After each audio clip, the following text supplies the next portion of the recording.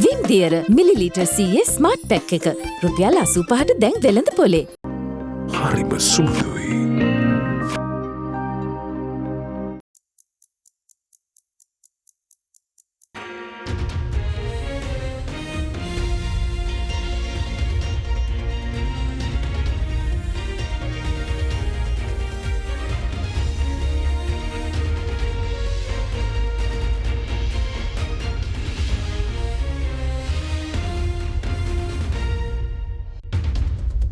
Tonight on First at 9, this Wednesday the 1st of March 2023.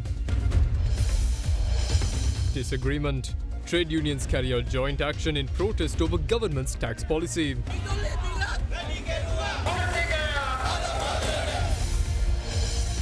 Friend in need. China reaffirms support to Sri Lanka, assuring to play an active role on debt treatment and to work with relevant countries and financial institutions to help Sri Lanka. The executive. Colombo District Court orders President Ranil Wickremesinghe to be released from 108 cases filed by East attack victims. Promises and speculation. Leader of the Samagi Jana Balawegaya says they will impose the death penalty on terrorists.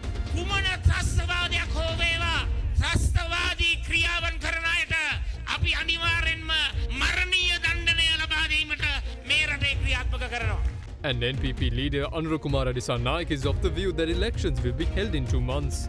සෝදර සෝදර කිසි කෙනෙක් කලබල වෙන්න එපා. බොහෝ දුරට මැයි මාසයෙන් පස්සේ දිනයක් දෙයි ඡන්දෙ. ඒගොල්ලන්ගේ ඉගී බිගි වලින් මට තේරුනේ මාර්තු වල ඡන්දයක් නැහැ. අප්‍රේල් වලත් නැති වෙයි. Alliance Finance මෙතුරු රන්නයි සේවාවෙන් රන් පවුම්කට රුපියල් 1,70,000ක ඉහළ අධිකාරමක්. From AdaDerana, this is AdaDerana First at 9 with Andrew Bernard. Live from Studio 24 in Colombo. Very good evening and welcome to AdaDerana 24's English News. In your top story for tonight, a strike action was launched today by trade unions affiliated to several sectors of the country during the day to express their objection to the tax policy of the government. Along with the strike actions, several protests were also staged by trade unions. However, President's Director General of the trade union, Saman Ratnapriya, said that the strike action was a failure and added that most of the essential services were carried out without any interruption. He said that the strike action to a certain extent was observed in the state banks. Several trade unions launched a strike action today against the newly introduced tax policy of the government. The Ceylon Bank Employees Union launched their strike action today with the support of their members in both state and private banks.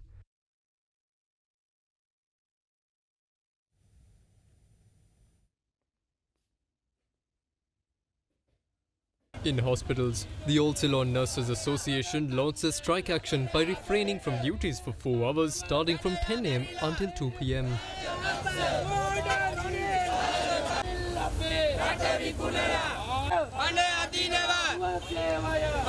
The strike action, which was also supported by the Government Medical Officers Association, heavily inconvenienced the patients at the outpatient department of hospitals.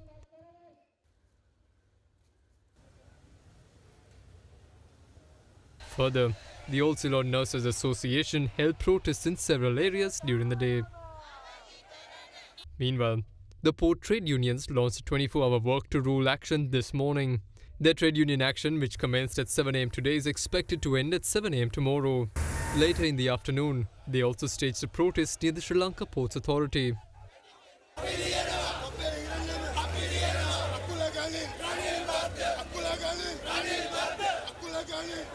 In the meantime, the Ceylon Electricity Board Engineers Union reported sick leave in a bid to pledge their support to the strike action. The members of the Ceylon Teachers Union expressed their support by cladding in black at their workplaces.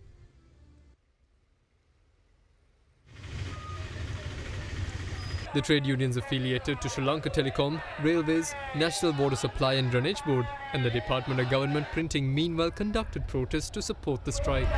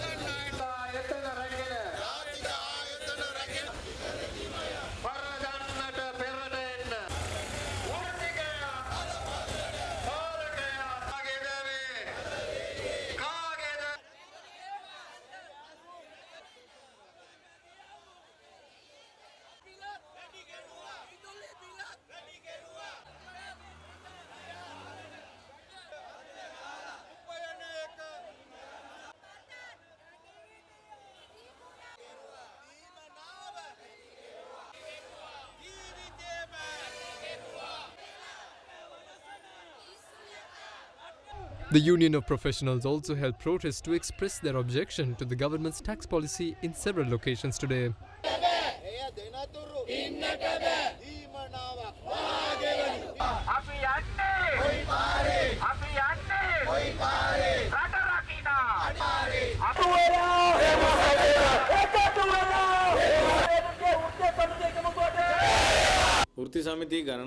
A collection of trade unions announced a massive strike action across the country. However, if you look at across all sectors, the action is a failure. Less than 5% of the health sector have engaged in the strike, meaning 95% engaged in duties. Postal trade unions only engaged in a protest, but not a strike. No strike took place in the transport sector, and the railways, CTB and the private buses were in operation. There was no strike in the education sector. The petroleum sector only launched a work rule action. However, there were no issues in transporting fuel to filling stations. A group of persons in the CEB have reported sick leave. However, electricity was provided without an interruption. There were no strike actions reported outstation as well. A strike action was observed to a certain level in the People's Bank and Bank of Ceylon. This put them in trouble. මහජන බැංකුව ලංකා බැංකුව වගේ තැන්වල ඉතින් මේක ඒගොල්ලොත් අමාරු වැටීමක්. Now, the State Minister of Finance Ranjit Simalapiti has instructed the Commissioner General of the Inland Revenue Department to take prompt measures to identify persons who have evaded paying their respective taxes. The relevant directive was given by the State Minister during a meeting that was held with officials of the IRD and the Ministry of Finance this afternoon. Addressing issues pertaining to the collection of taxes, Minister Simalapiti instructed for prompt measures be taken to identify those who evade taxes by not disclosing their salaries or have failed to settle their due amount so far. The minister explained that at a time where the country is excessively focused on the government's revenue, attention must be drawn to both the identification and the collection of tax from such persons.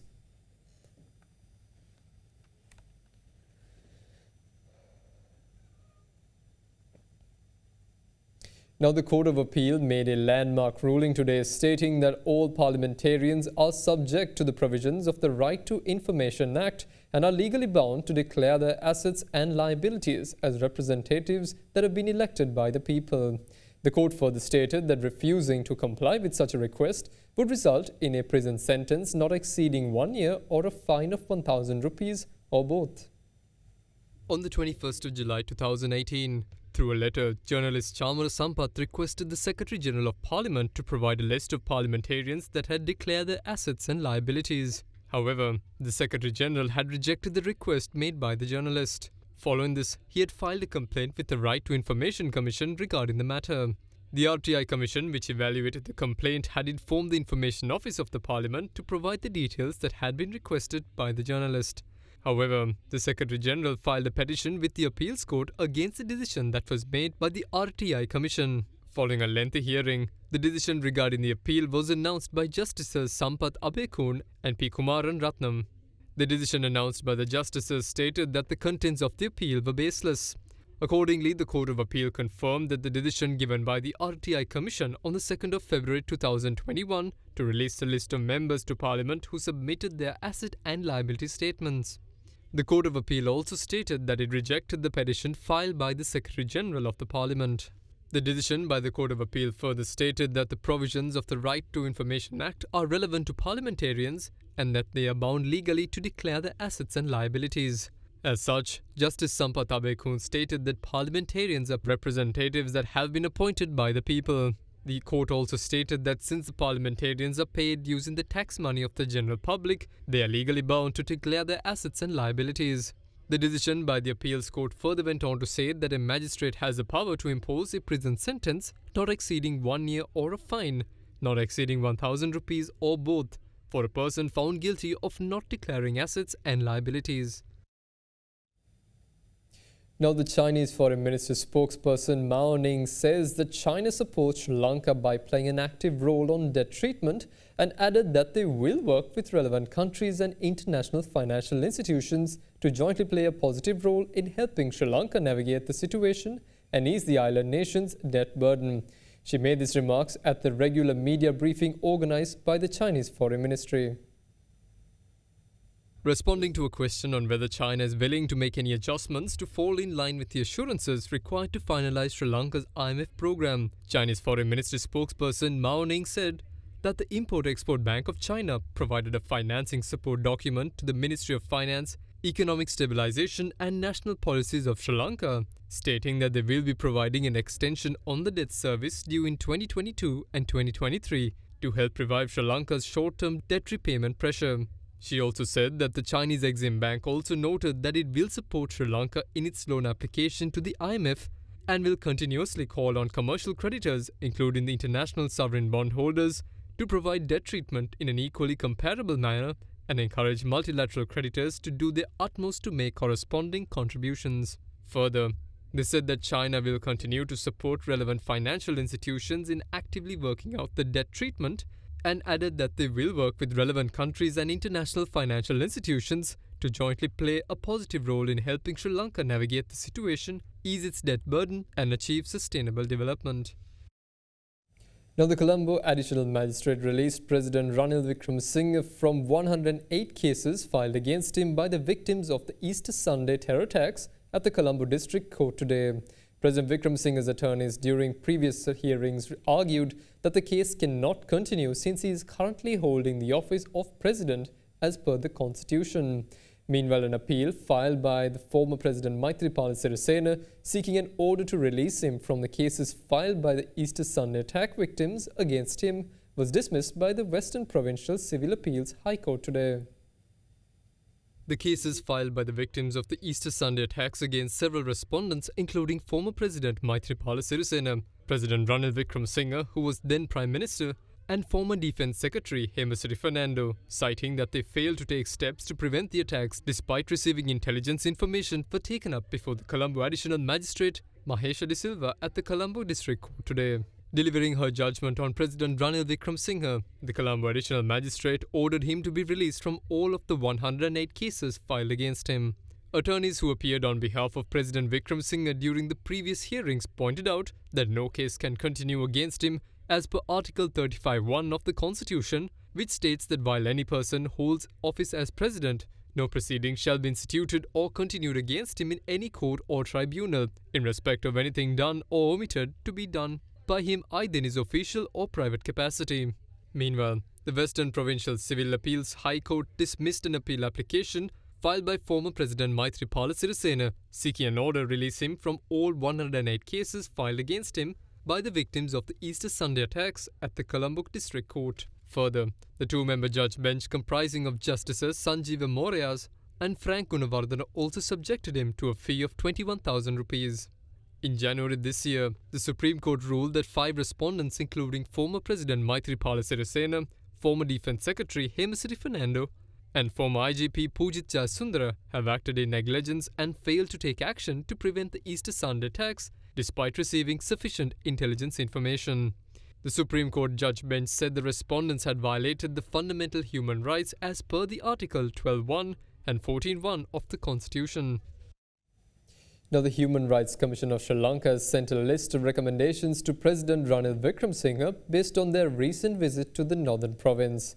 The list of recommendations were proposed concerning various issues, including those related to long-term prisoners and the disparity between the North and South on the security issue. 6 recommendations were posed to the head of state concerning various issues, including those related to long-term prisoners, by the Human Rights Commission of Sri Lanka.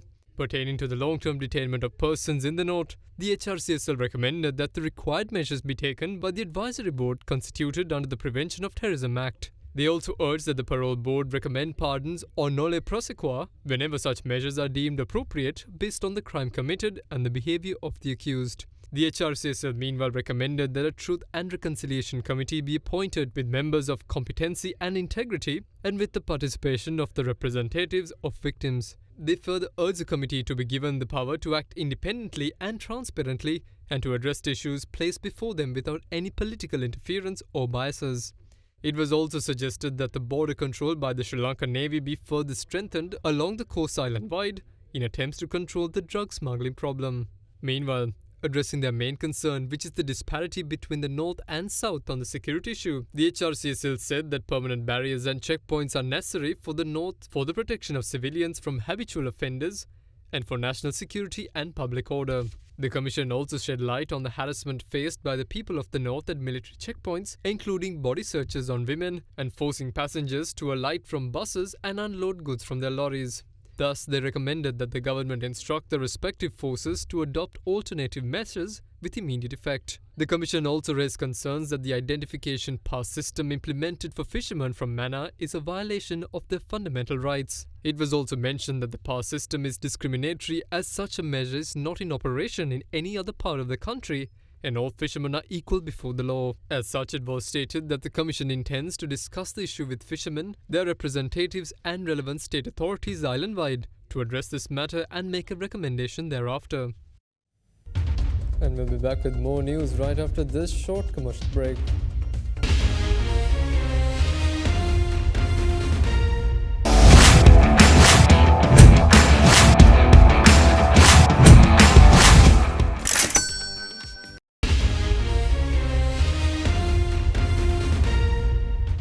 Welcome back.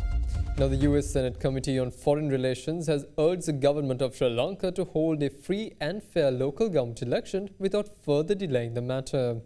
Taking to Twitter, the chairman of the committee, Senator Bob Menendez, denounced any effort that to take away the voice of the people of Sri Lanka as undeniably undemocratic and a direct violation of the Sri Lankans' rights. On the 24th of February, the Election Commission announced that the 2023 local government polls would not be held on the 9th of March as scheduled. The new dates for the polls are expected to be announced this Friday.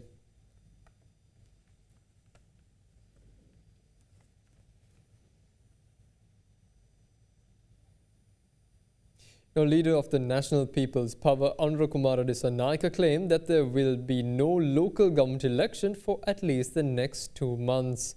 These comments were made by him while addressing an election campaign rally held in Polonnaruwa.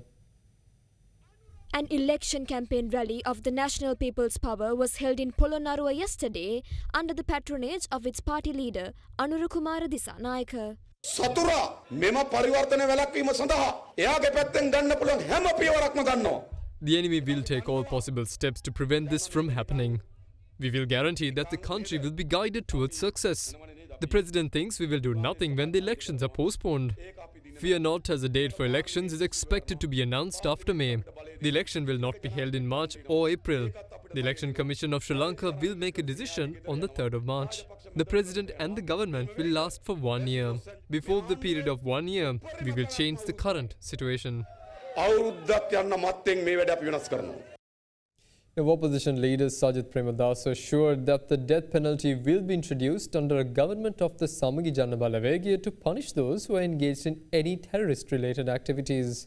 Addressing an election campaign rally in Wattala, Premadasa said that laws and regulations similar to Singapore will also be introduced in Sri Lanka by his government to crack down on the drug menace. The Samagi Jana Balawegaya held an election campaign in Wattala yesterday under the patronage of its party leader, Sajith Premadasa. In order to strengthen the process of bringing those who are involved in the Easter Sunday attack before the law, we will obtain the support of both local and international security officials. We will take steps to impose death penalty on those who are involved in terrorism-related activities. I know that certain groups in the country will get provoked by this statement, saying that this is against their liberal ideology. While they are continuing their liberal activities, the drug menace will spread among the schools. Under SJB government, I promise that I will crack down on all the drug dealers in the country by introducing laws and regulations similar to Singapore.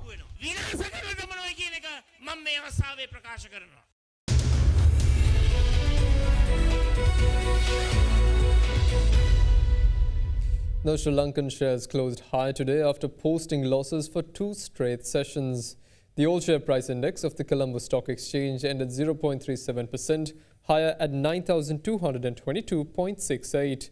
The S&P SL20 index, meanwhile, ended at 2,805.26, following a gain of 0.31%. Trading volume on the SPI fell to 43 million shares from 50.4 million in the previous session. The market turnover, meanwhile, rose to 1.27 billion Sri Lankan rupees or $3.57 million. The energy sector was the top contributor to the market turnover, while food, beverage and tobacco sector was the highest contributor. Foreign investors were net buyers in the equity market, purchasing shares worth 171.3 million rupees, while domestic investors were net sellers, offloading stocks worth 1.12 billion rupees.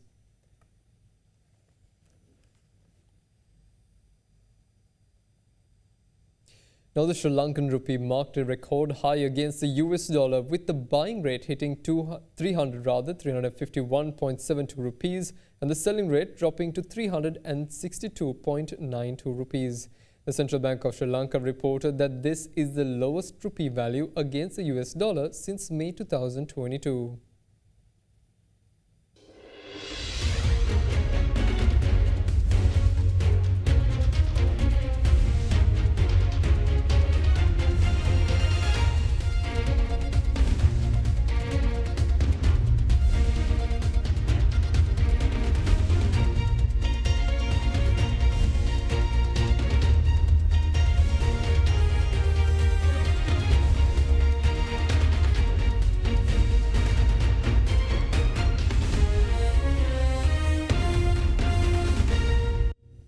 Now, oil prices rose for a second day today as reports of expanding manufacturing activity in China, the world's biggest crude importer, boosted the outlook for global fuel demand. Meanwhile, official data on crude stockpiles in the United States is due later today.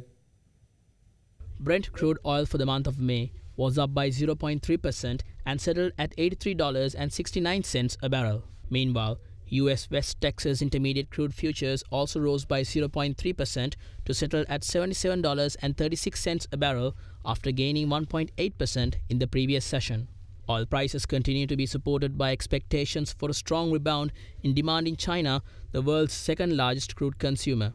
According to the Purchasing Managers Index published by the S&P Global today, those expectations were further supported by data showing China's factory activity rose for the first time in 7 months in February. However, the strong demand signal was offset by signs of rising crude stockpiles in the United States, the world's biggest oil consumer and producer. The official data on stockpiles is due later today. According to data issued by the American Petroleum Institute, US oil inventories rose by 6.2 million barrels in the week ended. However, gasoline inventories declined by 1.8 million barrels and distillate fuels, including diesel and jet fuel, dropped by 340,000 barrels. Now, world stocks rebounded today after China's manufacturing activity expanded at the fastest pace in more than a decade, while stronger than expected inflation numbers across the Eurozone battered government bonds. Meanwhile, in Asia, markets mostly rose as investors digested a slew of key economic data across the region. Inflation data from German regions, a day after February numbers showed price pressures surged more than expected across France and Spain, stoked fears that the European Central Bank would need to raise rates further. Germany's 2-year government bond yield, highly sensitive to changes in interest rate expectations, rose to its highest since October 2008 at around 3.2% and was last up 8 basis points on the day. Meanwhile, stock markets looked beyond Europe, cheered by numbers from China's factory sector, which grew in February at the fastest pace in more than a decade. China's official manufacturing purchasing managers index stood at 52.6 last month against 50.1% in January, giving investors hope that China's recovery can offset a global slowdown.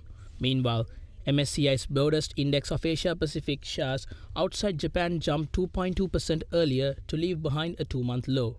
The index provider's broader world stock offering last rose 0.4%, with European stocks following suit. The continent-wide stock 600 also rose by 0.1%, kicking off the month on steady ground following a solid start to the year. US stocks were expected to reverse a downward week, with S&P futures up by 0.2%. In currency markets, the dollar's February gains seems to have run out of steam, and European and Asia-Pacific currencies advanced on the strength of the Chinese data.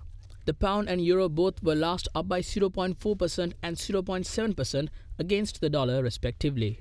And that's all the news we have for you this evening. Join us again tomorrow for the very latest news at the very same time. Subscribe to our social media pages to stay updated. Have a pleasant evening and good night.